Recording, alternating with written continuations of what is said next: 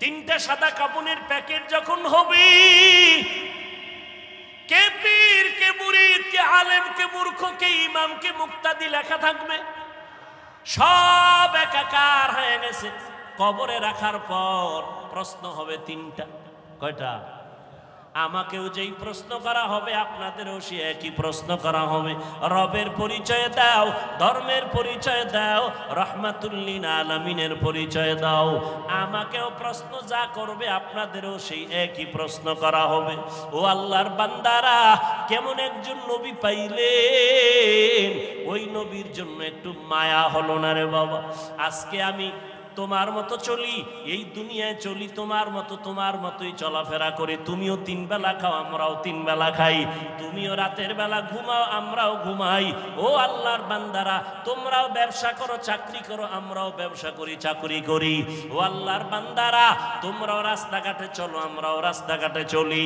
তোমরাও বিদেশ সফর করো, আমরাও করি।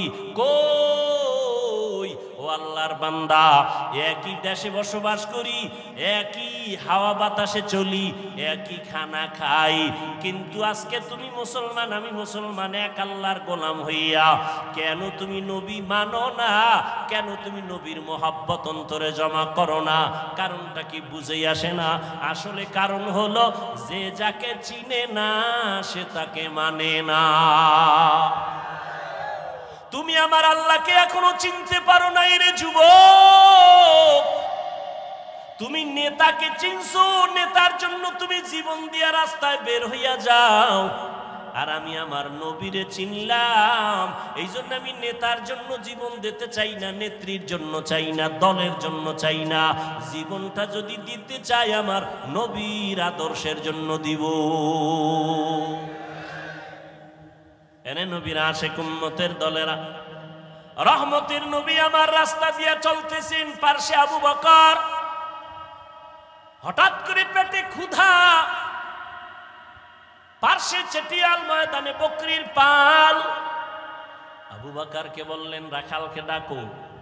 রাখাল এসে হাজির। এই রাখাল, আমাদের পেটে ক্ষুধা, তোমার এমন একটা বকরি আমগো দেও, একটু দুধ পান করবো আমরা দহন করিয়া। রাখাল কয়, এই বকরির মালিক আমি না, অতএব আমি দিতে পারুম না। এবার নবী কয়, রাখাল শোনো, আচ্ছা ঠিক আছে, তাহলে দুধওয়ালা বকরি দেওয়া লাগবে না, এমন একটা বকরি দাও যেই বকরিটা মৃত্যু পর্যন্ত দুধ দিবে না। এরকম বকরি আছে না, দুধ দেয় না, এমন একটা বকরি দাও। রাখাল বলে, এই যে একটা বকরি আছে, এটা নেন, এর থেকে জীবনে দুধ আসবে না। রহমতের নবী বলে, আবু বকর দাঁড়ান। নবী যেই বকরির থেকে জীবনে দুধ আসবে না বলিয়া রাখাল দিল, রহমতের নবী ওই বকরির হাত দিলেন ওলানের ভেতরে, সাথে সাথে দুধ আসলো। নবী পান করলেন, আবু বকর করলেন, রাখালেরও করাইলেন। করানোর পরে কয়, রাখাল বকরিটারে আবার পালের মধ্যে দিয়া দাও। রাখাল দেওয়ার পরে যেই বকরি জীবনে দুধ দিবে না, এই লোকটা কে যার হাত লাগা মাত্র দুধ আসলো? এতক্ষণ চিনে নাই, এতক্ষণ। ও ভাই, আমি রাস্তা দিয়ে হেঁটে আসতেছি, যে চিনে না হে ধাক্কা দিছে, হুজুর সরেন। যখন টের পাইছে আমি চেয়ারে বসার পরে, এবার আর উঠাছেনি তার। এই জন্য যে যাকে চিনে না সে তাকে মানে না, যে যাকে চিনে তাকে মানার মতো মানে। বলে কেমন? কয় জীবন দিতে রেডি। রাখাল এতক্ষণ চিনে না এই ব্যক্তিকে। যখনই দেখলো একটা বকরি জীবনে দুধ দিবে না, ওই বান্দার হাতটা দেওয়া মাত্র বকরি দুধ দিল, চিনে ফেললো এটা সাধারণ কোনো মানুষ না, এটা পাওয়ারওয়ালা মানুষ। এই পাওয়ার আমার মধ্যে নাই। এই পাওয়ারের নাম হলো মুআজিজা। এই পাওয়ারের নাম কি? নবীদের বেলায় হলে মুআজিজা, ওলিয়া উলিয়াদের বেলায় হলে হবে কারামত। ভালো করে মনে রাখবেন, যেটা কখনো সম্ভব না, এই রকম কিছু অসম্ভব আল্লাহ যদি সম্ভব করেন, এটাকে আশ্চর্য ধরনের বলা হয়, অলৌকিক পাওয়ার বলে। এটা আল্লাহ ডাইরেক্ট আসমান থেকে জমিনে আইসা করবেন না, এটা কোনো ব্যক্তির মাধ্যমে করবেন। গাছ কথা বলতে পারে না, একজনে প্রশ্ন করে কথা বলা শুরু হয়ে গেল, এটা তো সম্ভব না। আমার আল্লাহর দ্বারা সম্ভব। সব অসম্ভবকে সম্ভব করতে পারেন কে?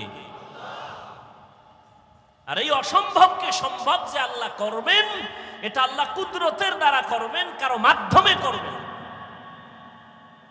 নদীর মধ্যে দীর্ঘ বছর পানি নাই, শুকাইয়া গেছে নদী। একজন ব্যক্তির কাছে এলাকার মানুষ আইসা কয়, আমগো নদীতে পানি নাই। লোকটা বড় একজন আল্লাহর প্রিয় বান্দা, তিনি একটা চিঠি লেখলেন। চিঠির মধ্যে কি লেখছেন তিনি জানেন আর আল্লাহ জানেন। তিনি কয়, এই চিঠিটা নদীর মধ্যে ফেলে দাও। যখন চিঠি নিয়ে নদীর মধ্যে ফেলে দিল, দীর্ঘ বছরের শুকনা নদীর মধ্যে পানির জোয়ার শুরু হয়ে গেল। সুবহানাল্লাহ না? কি মনে হয় গাঞ্জা খাইয়া কথা কই না? চেহারা দেখলে তো মনে হয় না। একজনে তেঁতুল খায়, কয় কেমন লাগে, কয় ঠোঁটের মিস কলে বুঝো না। কি মনে হয় আমরা গাঞ্জা খাই, ইয়াবা ট্যাবলেট খাই, বিড়ি টানি? তাহলে আমাকে মাথা খারাপ কেন বলেন? মাথা খারাপ তো তাদের হতে পারে যারা মদের বোতল নিয়ে দৌড়ায়, যারা গাঞ্জা খায়, ইয়াবা ট্যাবলেট খায়। কথা ঠিক? কেন বলেন হুজুরদের মাথা খারাপ? আল্লাহ বুঝার তৌফিক দান করেন। নদীর মধ্যে পানি জারি হয়ে গেছে, একটা চিঠি লিখে দিছে। এখন একটু যদি গভীরভাবে জ্ঞান খাটান তো মাথা গরম হয়ে যাব, কঠিনভাবে গরম হইবে। এটা কেমন কথা? চিঠি লিখে নদীর মধ্যে ফালায় দিছে, এইটার মধ্যে পানির জোয়ার শুরু হয়ে গেছে। এটা গাঞ্জা খাওয়া ছাড়া আর কোনো কথা? এটা ভালো মানুষ বিশ্বাস করে কেমনে? কয় কথাটা এটা এই কামটা ঘটাইছে কেটা? একজনে কানে কানে কয় এটা তাবলিগ ওয়ালারা ঘটাইছে। যদি কয় তাবলিগ, তা বিনা দলিলে কাফের। না না তাবলিগ না, কারা কয় সরমনায়, কত ডবল কাফের। তো কারা ঘটাইছে? কেন সরমনায় না। খুঁজতে খুঁজতে খুঁজতে খুঁজতে ফট করে কয় না, এটা যে ঘটাইছে তিনি রসুলের কলিজার সাহাবী হযরত ওমর। এবার ক কাফের। ঘটনাটা কে ঘটাইছে? হযরত ওমর। কে সেই ওমর? কে সেই ওমর? 27 বছর বয়সে রসুলের হাতে কালেমা পড়েছে। কয় বছর? কয় বছর? কয় বছর? তাহলে যুবকেরা নবীর বিরুদ্ধে না পক্ষে? তুমি হারারে কি করো নবীর পক্ষে? चैटिंग करो। जिंदगी में बंदगी तू कार नहीं, जिंदगी में बंदगी तू कार नहीं, जिंदगी में बंदगी शर्मिंदा है, जिंदगी में बंदगी शर्मिंदा है। दुनिया में हो दुनिया का ताल्लुगार न हो,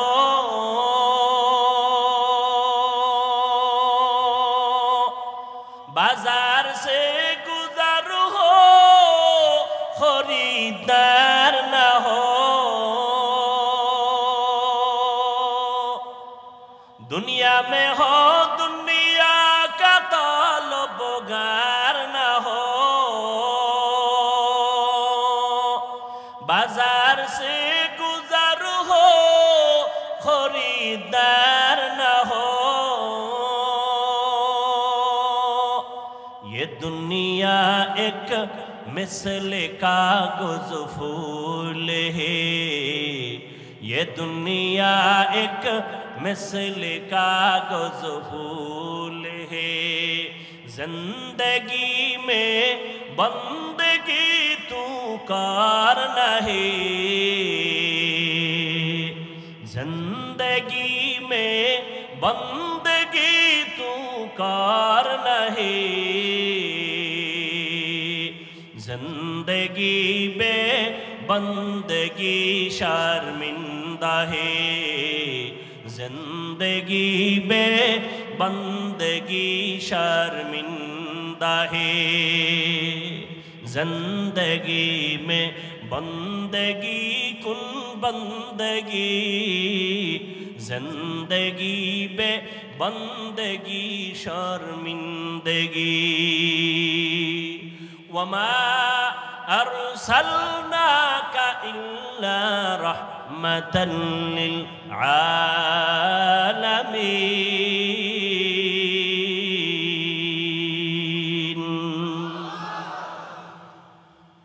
রাখাল যখন দেখলো যেই বকরি কখনো দুধ দিবে না, হঠাৎ করে দুধ চলে আসছে, এই বান্দা সাধারণ না, এই বান্দা বড় দামি। পাশের লোকটা দাঁড়ানো কে দেখছেন নি? খবর নেই কে? আবু বকর সিদ্দিককে জিজ্ঞাসা করলেন কে? ইনি হলেন রাহমাতুল লিল আলামিন আব্দুল্লাহর পোলা মুহাম্মদ। কয় নাম শুনছি। তিনি কি? বলে হ্যাঁ। তাই তো এই অলৌকিক ঘটনা প্রকাশ পেল। এবার মাথা নত করে বলে পয়গম্বর আমাকে আপনি তাড়াতাড়ি কালেমা পড়ায় দেন। এই রাখাল আর কেউ না, কলিজার সাহাবী আব্দুল্লাহ ইবনে মাসউদ রাদিয়াল্লাহু তাআলা আনহু। ইমামুল আউয়ালিনাল আখিরিন বহরে সদকা রাহমাতাল লিল আলামিন সাইয়্যিদুল কাউনাইন খাতমুল মুরসালিন আখির আমদ বুদে ফখরুল আউয়ালিন। এরে আল্লাহর বান্দা ভালো করে বুঝো, অন্যদিকে তাকাইয়া তামাশা দেখবা না, অন্য কান্দে ওদিকে তাকাইও না। তোমার চোখে কেন পানি নাই সেই চিন্তা করো। একজনে আল্লাহর মোহাব্বতে চিৎকার দেয়, তোমার মধ্যে সেই জালজালা কেন হয় না? ওরে আগুন লাগলে তো শরীরটা গরম হবে, এটাই তো স্বাভাবিক। আগুন লাগলে তো গরম তাপ লাগবে, শরীর গরম হবে, এটাই স্বাভাবিক। আগুনের পাশে বসো, তোমার ভাইয়ের শরীর গরম হয়, তোমার শরীর কেন গরম হয় না? কারণটা কি? তোমার ব্যাটারিতে চার্জ নাই, তোমার ঈমান দুর্বল, তোমার আমল দুর্বল। মাওলার কাছে কান্না করো, হে মালিক আজকে মানুষ হইলাম, পরিচয় দেই আমি মানুষ, কিন্তু এখনো মানুষ হতে পারি নাই। আব্দুল্লাহ ইবনে মাসউদ নবীর মুজিজা দেখে কালেমা পড়লেন। ওমরের মতো বান্দা নবীর কল্লা কাটতে আসিয়া 27 বছরের নবীর হাতে কালেমা বললেন। ও নবীর আশেকের দল, আজকে তাবলীগওয়ালারা বয়ান করে, পীর সাহেবরা বয়ান করে, জুমার দিন খতিব সাহেবরা বয়ান করে। আমার মায়ার নবী মক্কা নগরীতে আসছেন এমন একটা জায়গায়, এত দামি জায়গা কেন না পাক? এর একমাত্র কারণ এই মানুষগুলো এত খারাপ হইল কেন? যেই জমিনে এত নবী আসলো, এত দামি ঘর হইল, এই মানুষগুলো অন্য জায়গার থেকে একটু ভালো হওয়ার কথা, এরা খারাপ কেন?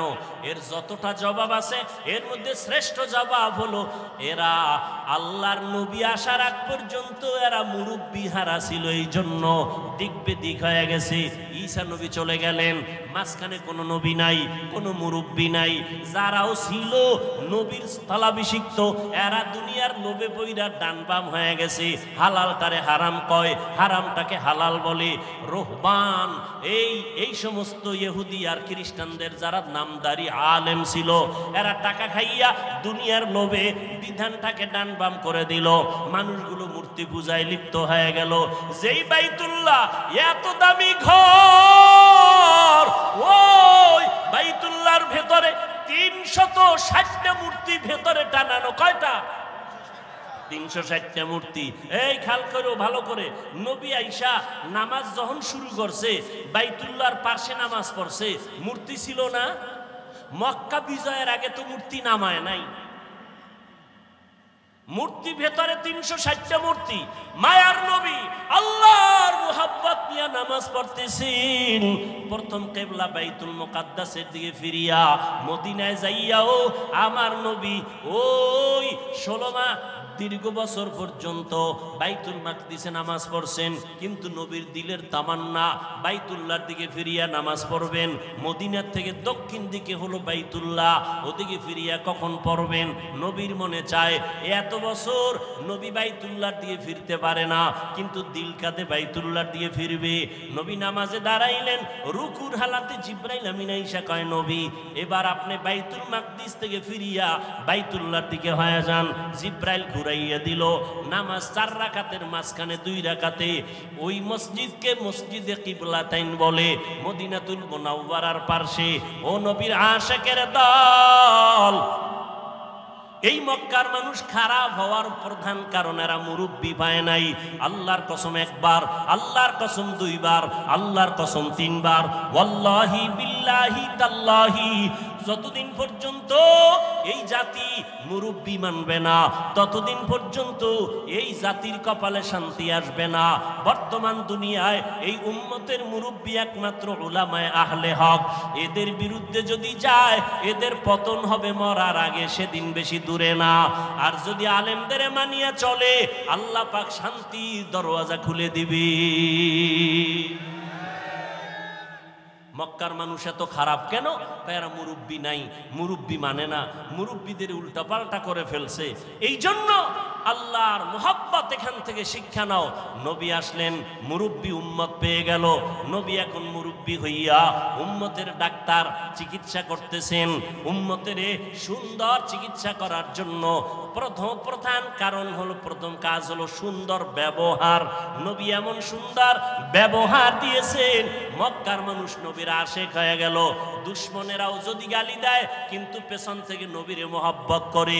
যেই মুহাম্মদ এত সুন্দর ব্যবহার, 63 বছর হায়াতে আমার নবী একটা মিথ্যা কথা জীবনে বলেন নাই। কেমন একজন নবী পেয়েছো যেই নবীর জীবনে কোনো মিথ্যা কথা নাই? এমন একজন নেতা পাইবা নিজে মিছা কয় না? আছে? মোবাইলটা ঘরের মধ্যে কানে লাগায় ঘরে থাইকা ওকে আমি জমি নেই নাই, আছে না নাই?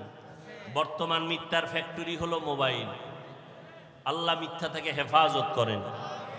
এমন মায়ার নবী আমার জীবনে একটা মিথ্যা কথা বলেন নাই।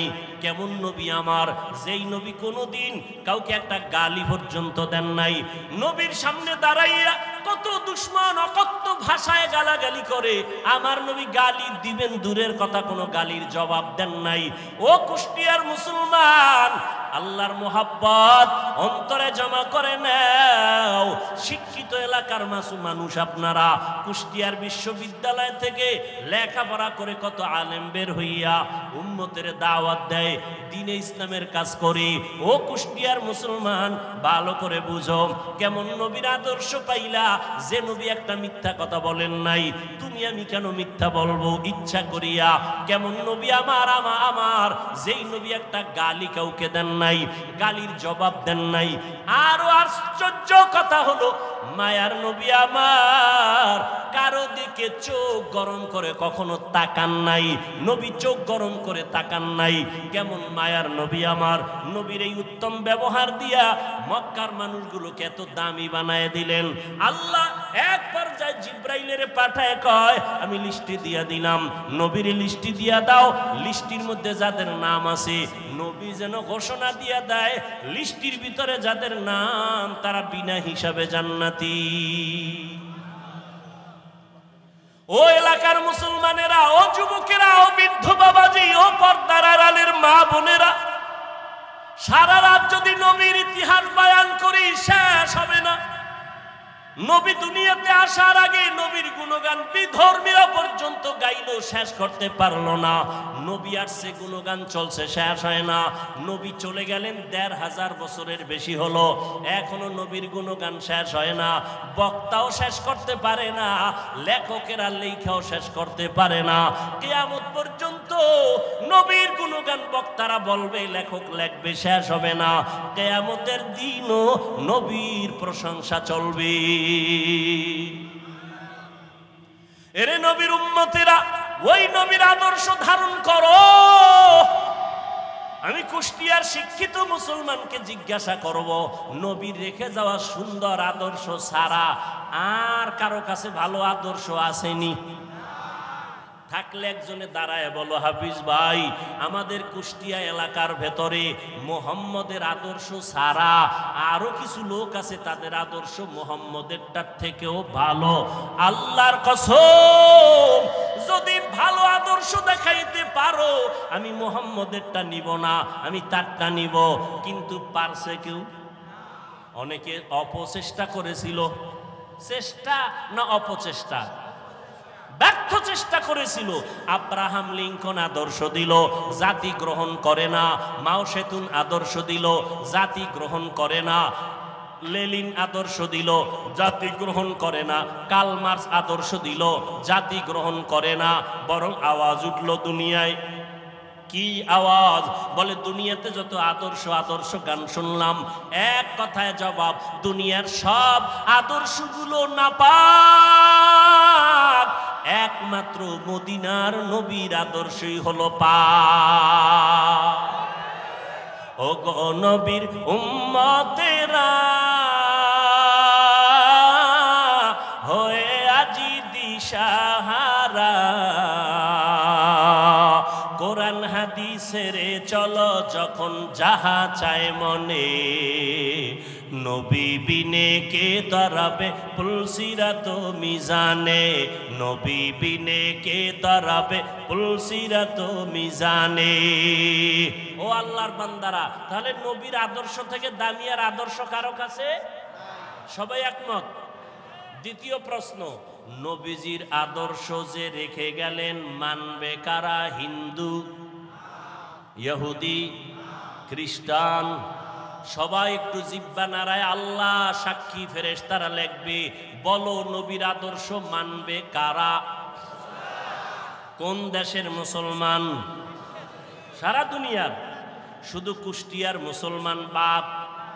হ্যাঁ, তাহলে নবীর আদর্শ হিন্দু মানবে না, বৌদ্ধরা মানবে না, ইহুদিরা মানবে না, খ্রিস্টানেরা মানবে না, তুমি মুসলমান মানবা। কিন্তু কই, নবীর আদর্শে দাড়ি লম্বা হয় না কেন? নবীর আদর্শে টুপি মাথায় উঠে না কেন? নবীর আদর্শ মতো 5 বেলার নামাজ পড়ো না কেন? এটা কি শুধু হুজুরেরা করবে? ও আল্লাহর বান্দা, যদি বলো হুজুর, ও হাফিজ ভাই, আমরা পারি না, আপনারা পারেন, এবার আমি বলবো, রে বাবা, তোমার মতো যুবক জীবনে মাদ্রাসায় পড়ে নাই, স্কুল কলেজে লেখাপড়া করে, জেনারেল লাইনে চাকরি করে, ব্যবসা করে, সত্য কথাটা স্বীকার করো। তোমার মতো যুবক জীবনে মাদ্রাসায় পড়ে নাই, এমন যুবক স্কুল কলেজ ভার্সিটিতে পড়ে, 5 বেলার নামাজ পড়ে আছে না নাই? আর কি ওয়াজ করবো বলো? এবার তুমি তোমারে জিজ্ঞাসা করো, তুমি কেন পারো না? ও কুষ্টিয়ার মুসলমান, তোমার মতো যুবক সন্তান র্যাব, আর্মি, পুলিশ, বিডিআরের চাকরি করে, 5 বেলার নামাজ পড়ে আছে না নাই? তুমি কেন পারবা না রে বাবা? তোমার মতো যুবক রাস্তায় গাড়ি চালায়, 5 বেলার নামাজ পড়ে, তুমি কেন পারবা না? বালিশে মাথা লাগায় একটু প্রশ্ন করো, তুমি কেন পারবা না রে বাবা? নদীর মধ্যে মাছ ধরে, নামাজ ছাড়ে না, তুমি কেন পারো না? তোমার আমার মতো কত যুবক তাকায় দেখো ময়দানে কৃষি কাজ করে, নামাজ পড়ে, তুমি কেন পারবা না? আসলে কি ওলামায়ে কেরামের কথা মিথ্যা মনে করছো? আল্লাহর কোরআন নবীর কথা কি মিথ্যা মনে করছো নাকি বাবা? আমাকে আবার একটু জবাব দাও, আমার আল্লাহর কোরআন সত্য নাকি মিথ্যা? কত পার্সেন্ট সত্য? সবাই বলো। এবার আমাকে বলো, আল্লাহর ওই কোরআনে জান্নাতের বয়ান আসেনি? সত্য? জাহান্নামের বয়ান আসেনি? এবার বলো বাবা, ওই আল্লাহর কোরআনে জান্নাত জাহান্নামের বয়ান আছে, শুধু এতটুকু না, কারা জান্নাতে যাবে কারা জাহান্নামে যাবে আল্লাহ তাও বয়ান করেছেন। ইন্নাল আবরারা লাফি নাঈম ওয়া ইন্নাল ফুজ্জারা লাফি জাহিম। নেক আমল যারা করবে তারা জান্নাতের পথিক, যারা গুনাহ করবে তারা জাহান্নামের পথিক। ও আল্লাহর বান্দারা, জাহান্নামটা কেমন ভয়ঙ্কর, জান্নাতটা কেমন আরামের ঘর আমার আল্লাহ তাও বয়ান করেছেন। জান্নাতিন তাজরি মিন তাহতিহাল আনহার, এমন একটা জান্নাত আল্লাহ জান্নাত নেক আমলওয়ালাকে দিবেন, যেই জান্নাতে ঢুকলে কোনোদিন যুবকরা বুড়া হবে না, কালো থাকবে না, যেই জান্নাতে কোনো বাথরুম নাই, যেই জান্নাতে কোনো রোদের গরম অসহ্যকর গরম নাই, যেখানে কোনো বিদ্যুতের লোডশেডিং নাই, ওই জান্নাত এমন আরামের জায়গা যেখানে শান্তি আর শান্তি আর শান্তি। আবারও জবাব দাও, এই জান্নাত পাবে কারা? গুনাহগার না নেক আমলওয়ালা? তোমার আমল কোথায় রে বাবা? আর যারা গুনাহ নিয়ে কবরে যাবে তাদের জন্য জাহান্নাম আল্লাহ বানায় রাখছেন। কেমন জাহান্নাম? আল্লাহ তাআলা কোরআনে বয়ান করেছেন, আল্লাতী তাত্তালিউ আলাল আফইদা, দুনিয়ার আগুন থেকে 70 গুণ জাহান্নামের আগুনের গরম হবে বেশি। ওই জাহান্নামটা গুনাহগারের জন্য। ওই জাহান্নাম এত ভয়ঙ্কর, দুনিয়ার আগুন হাতে লাগলে হাত জ্বলে পা জ্বলে না, পায়ে লাগলে পা জ্বলে হাত জ্বলে না। আল্লাহ বলেন জাহান্নামের আগুন এত মারাত্মক ভয়ঙ্কর আগুন, শরীরের যে কোনো জায়গায় লাগা মাত্র কলিজা পর্যন্ত ভুনা হয়ে যাবে। ও যুবক, আজকে আমিও তো তোমার মতো একটা যুবক। আমি যদি তোমার মতো প্যান্ট শার্ট টাই লাগাইয়া দাড়ি কামাইয়া রাস্তায় ঘুরতাম, মাস্তানি করতাম, কেউ বাধা দিত না। টুপি মাথায় দিলে মাথা গরম হয়, তোমার থেকে কম বুঝি না, এরপরও কেন টুপি ফালাই না? দাড়ি রাখলে যৌবনের ভাব চলে যায়, এগুলো বুঝি, এরপরও কোনো দাড়ি কাটি না। ও যুবক, বেপরদায় চললে বড় যৌবনের ভাব মিটানো যায়, এরপরও কেন বেপরদায় চলি না? ও আল্লাহর বান্দারা, নামাজ পড়তে অনেক কষ্ট, শীতের দিন ফজরের সময় নামাজ পড়াবো আরো কষ্ট, এরপরও কেন নামাজ ছাড়ি না রে বাবা? এই লম্বা জামাটা পরলে শরীর গরম লাগে, বুঝি, তারপরও কেন এই পোশাকটা ফালাই না? এর একমাত্র কারণ, আল্লাহর কোরআন পড়লাম, নবীর কথা দেখলাম, একটাও কোনো মিথ্যা নাই। অনেক বেঈমানেরা, পণ্ডিতেরা মিথ্যা প্রমাণ করার জন্য অপচেষ্টা করছে, আজও পর্যন্ত আমার মাওলার কথা একটা ভুল বের করতে পারে নাই, পারছে? বরং বহু বেঈমানেরা কালেমা পড়ে মুসলমান হয়ে গেল। ও যুবক বাবা, চিন্তা ভাবনা করিয়া কবরের দিকে যাও, একটু চিন্তা করো রে বাবা, আমার মাওলার কোরআন সত্য। আজকের বৈজ্ঞানিকরা বলে জমিন থেকে 9,30,00,000 মাইল উপরে হলো সূর্য। এই জমিনটা যত বড়, তার থেকে 13 লক্ষ গুণ বড় সূর্য। এই সূর্যটা রাতের বেলা নাই, দিনের বেলা ছিল, এখনো কেন এত গরম লাগে, সহ্য করা যায় না? আল্লাহর কথা মিথ্যা না রে বাবা। নবী বলেন কিয়ামতের দিন মানুষ, নারী আর পুরুষ সব উলঙ্গ দাঁড়াবে হাসরের মাঠে। সূর্যটা নিচে নেমে আসবে, সূর্যের গরমে জমিনটা তামা হয়ে যাবে। আম্মা জান আয়েশা রাদিয়াল্লাহু তাআলা আনহা দেখেন, নবী একদিন তার রুমে বৈশা কাঁদতেছে, যে নবীর কোনো গুনাহ নাই, সেই নবী কান্না করেন। আম্মা জান বলেন, ইয়া রাসূলুল্লাহ, আমার ভয় লাগে কোনো বেয়াদবি করলাম কিনা, আপনি কেন কাঁদতেছেন? আমার নবী বলেন, আয়েশা, আপনি কোনো বেয়াদবি করেন নাই, কেন কাঁদেন হে নবী? মায়ার নবী বলেন, ও আয়েশা, হাসরের ময়দানের কথা মনে পড়ে গেছে আমার। কিয়ামতের দিন আমার গুনাহগারের উম্মতের কি হালাত হবে? কেন ইয়া রাসূলুল্লাহ? নবী বলেন, ও আয়েশা, কিয়ামতের ময়দানে নারী আর পুরুষ সব উলঙ্গ দাঁড়াবে। কিয়ামতের দিন সূর্যের গরমে মাথার মগজগুলো টাস টাস করে ফেটে যাবে, জমিনটা তামা হয়ে যাবে। অন্যদিকে জাহান্নামের আওয়াজ, আবার আমার মাওলাও রাগান্বিত আওয়াজ দিবেন, লিমানিল মুলকুল ইয়াউম লিল্লাহিল ওয়াহিদিল কাহ্হার। আমার আল্লাহ এত রাগান্বিত হবেন, হাসরের ময়দানটা থর থর করে কেঁপে উঠবে। হাসরের ময়দানে সবাই থাকবে উলঙ্গ নারী আর পুরুষেরা। ও পর্দার আড়ালের মা বোনেরা, আল্লাহ আপনাদের এত মর্যাদা দান করেছেন, আপনারা নবীদের মায়ের মতো মা, আপনারা আলেমদের মায়ের মতো মা, আপনাদের এত সম্মান, আপনারা খাদিজা রাদিয়াল্লাহু তাআলা আনহার মতো নারী, আপনারা আয়েশা রাদিয়াল্লাহু তাআলা আনহার মতো দামি নারী, আপনারা ফাতেমা রাদিয়াল্লাহু তাআলা আনহার মতো দামি নারী, ঈসা নবীর মা মারিয়াম আলাইহিস সালামের মতো দামি নারী, আপনারা আল্লাহ পাক রব্বুল আলামিন এত সম্মান আপনাদের দান করলেন। ও পর্দার আড়ালের আম্মা জানেরা, এতক্ষণ আমি যুবকদের যত বয়ান শুনাইলাম ভালোর লাইনে, এই ভালোটা ততদিন পর্যন্ত হবে না যতদিন পর্যন্ত মা আপনি সন্তানকে ভালো লাইনে চালাইবেন না। কারণ সন্তান ভালো লাইনে যাওয়ার পেছনে অবদান হলো মায়ের, কারণ সন্তান মাকে বেশি ফলো করিয়া চলে। এই জন্যই নবীও বলেছেন, এ দুনিয়ায় সব থেকে নারী নেককারিনী যারা আদর্শবান নারী বড় দামি সম্পদ। এরে আম্মা জান, আপনার সন্তানটাকে আপনি ডাক্তার বানাবেন বাধা নাই, ইঞ্জিনিয়ার বানাবেন বাধা নাই, প্রফেসর বানাবেন বাধা নাই। ও যুবক, তুমি স্কুলে পড়ো, কলেজে পড়ো, ভার্সিটিতে পড়ো, বাধা নাই। আমি এতক্ষণ তোমাদের এত চিল্লাইয়া বয়ান শুনাইলাম, একবারও আমি বলি নাই তোমরা হুজুর হইয়া মাদ্রাসায় যাও। না বাবা, তুমি চাকরি করো বাধা নাই, ব্যবসা করো বাধা নাই, তুমি স্কুলে পড়ো বাধা নাই, তুমি চাকরি করো, তুমি ভার্সিটিতে বড় কোনো বাধা নাই। তবে নবীর আদর্শ মানিয়া অন্ধকার কবরের দিকে রওনা হও। ডাক্তারও যদি হও, মা বাবার দোয়া নিয়ে চলিও, 5 বেলার নামাজ পড়িও, কপাল খুলে যাবে।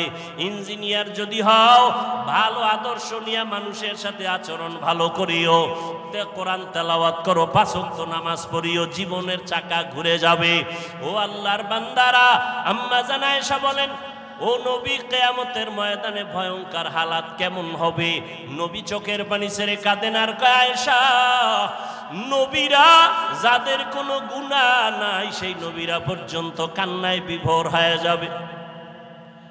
আদম নবী কান্না করবেন নিজেকে বাঁচাবার জন্য, মূসা নবী কান্না করবেন নিজেকে পরিত্রাণের জন্য, ইব্রাহিম নবী কান্না করবেন নিজেকে বাঁচাবার জন্য, মুক্তির জন্য, ঈসা নবী কান্না করবেন নিজেকে মুক্তি করার জন্য, উম্মতেরা যাবে সুপারিশের জন্য, আদম নবী তাড়ায় দিবেন, মূসা নবী তাড়ায় দিবেন।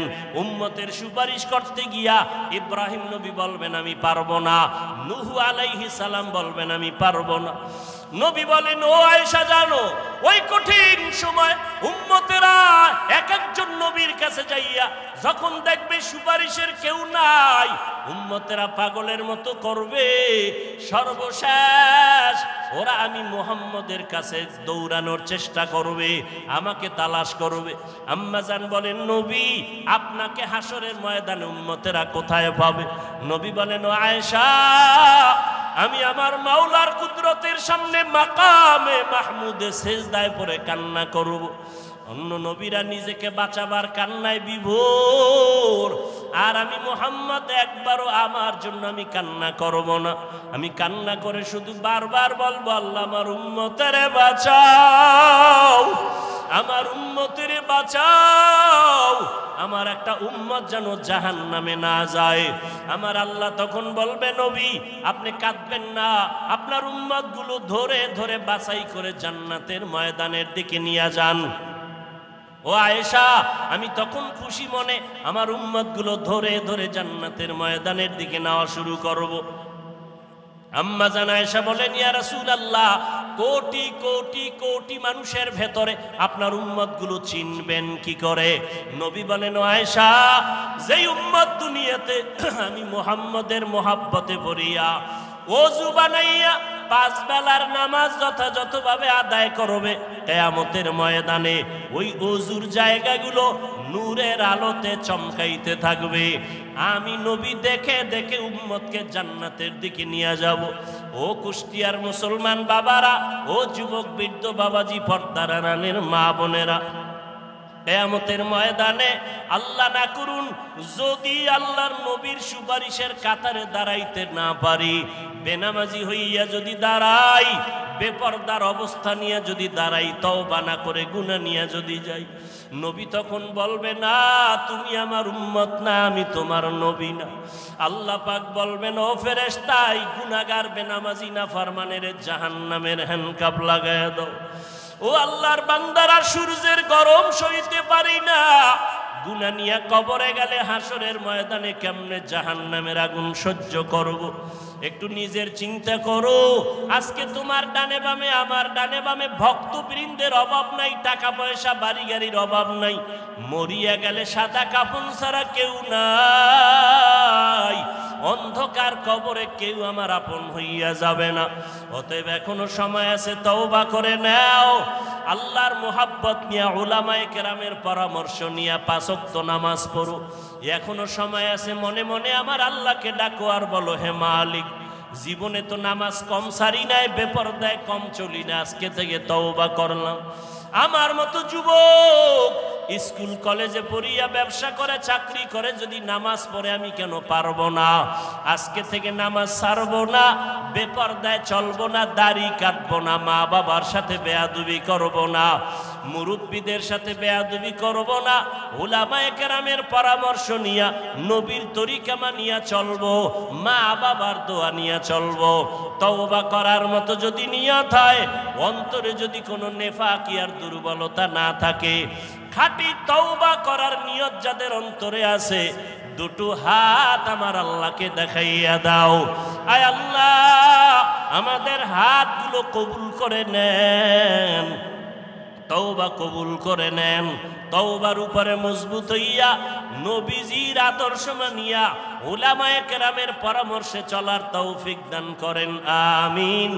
আলহামদুলিল্লাহি রাব্বিল আলামিন, والصلاة والسلام على سيد الأنبياء والمرسلين وعلى آله وأصحابه أجمعين يا أرحم الراحمين يا أرحم الراحمين يا أرحم الراحمين رب ارحمهما كما ربياني صغيرا اللهم إنك عفو كريم تحب العفو فاعف عنا اللهم إنا نسألك رضاك والجنة ونعوذ بك من سخطك والنار উদয়ার মালিক কুদরতের নজর দিয়ে দেখেন উলামায়ে কেরাম মুরব্বী হাজী সাহেব কত ব্যবসায়ী চাকরিজীবী কত ছাত্র ভাই যুবক ভাই পর্দার আড়ালের মা বোনেরা হাত তুলেছেন আয় আল্লাহ আমরা সবাই গুনাহগার জাহান্নামের আসামি তওবার নিয়তে হাত তুলেছি জীবনে হাতের দ্বারা কত গুনাহ করেছি চোখের দ্বারা কত গুনাহ করলাম জবানে গুনাহ করলাম কত